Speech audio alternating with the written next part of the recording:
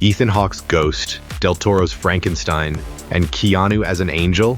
Here's my pick for which one's worth your money. First up is Black Phone 2. The demonic call center is back, and Ethan Hawke returns as the Grabber, the world's creepiest ex who still refuses to lose your number, even after being dead.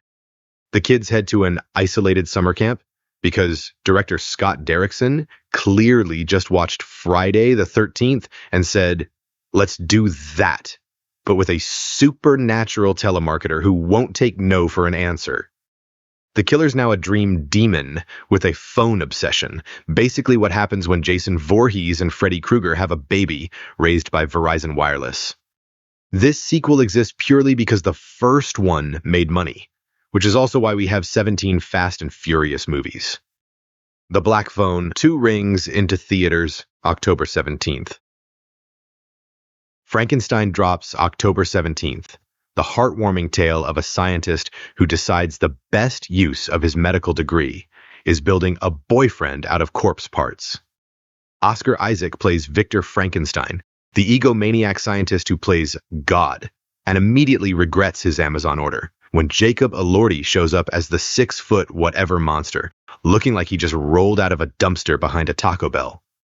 The doc yells, "It's alive!" then acts shocked when his DIY project doesn't come with a personality or social skills. The monster just wants a friend, maybe a hug, but instead he gets pitchforks and angry villagers with torches. Guillermo del Toro spent 18 years dreaming about making Frankenstein, comparing it to the Olympics. Well, buddy, you got an 80% on Rotten Tomatoes, so congrats on the bronze medal, I guess. Frankenstein IKEA's into theaters, October 17th, then haunts Netflix, November 7th. Next is Good Fortune, a body swap comedy where Keanu Reeves plays Gabriel, an angel so bad at his job, even God's considering replacing him with AI.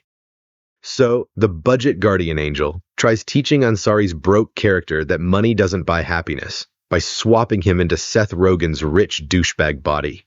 But plot twist, turns out being rich actually does solve all your problems.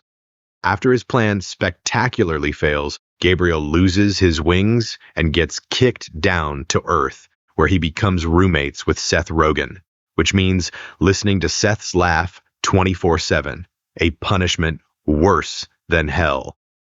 This is Aziz Ansari's directorial debut, after his initial movie got canceled, thanks to Bill Murray's grabby hands. Think of it as Freaky Friday meets Bruce Almighty, with a dash of angelic incompetence.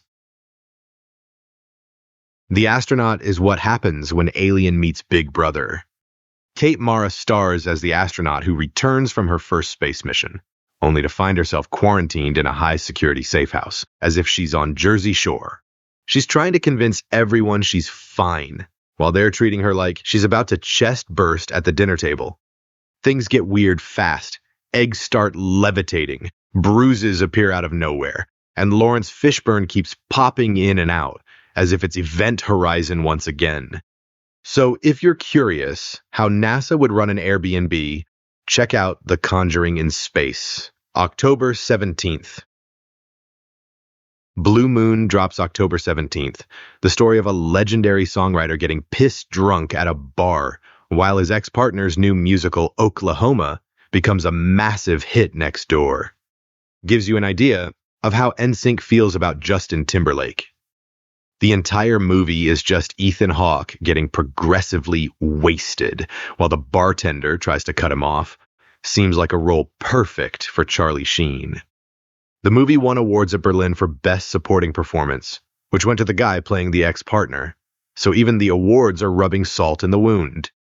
So if you want to see what it feels like when your ex is humping your best friend while you're building up liver damage, catch Blue Moon in theaters, October 17th.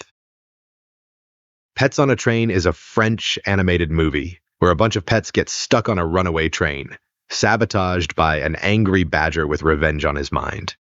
The plot is literally just Speed meets Madagascar. Somewhere a French animator watched John Wick, looked at their pet guinea pig, and said, Oui, this is cinema.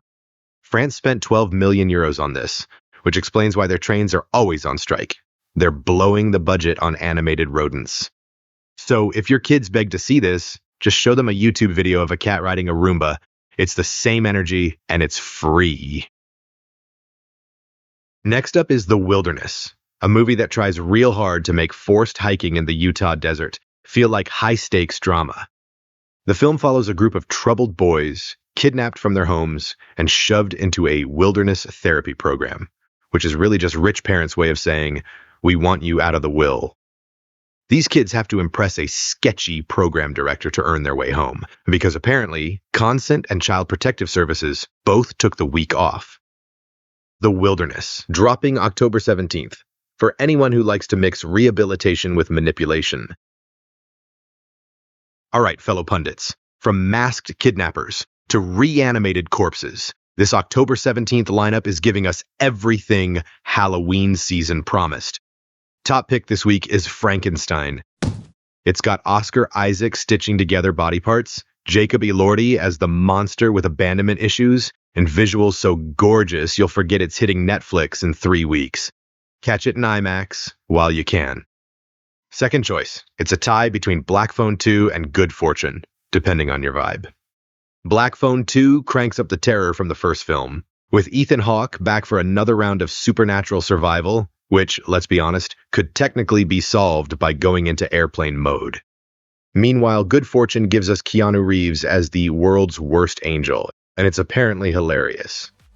Bottom line, Frankenstein's a must-see delight. Black Phone brings the scares and the fright, and Good Fortune keeps the mood light. Check back next week for your weekly dose of movie madness, and as always, let's get watching.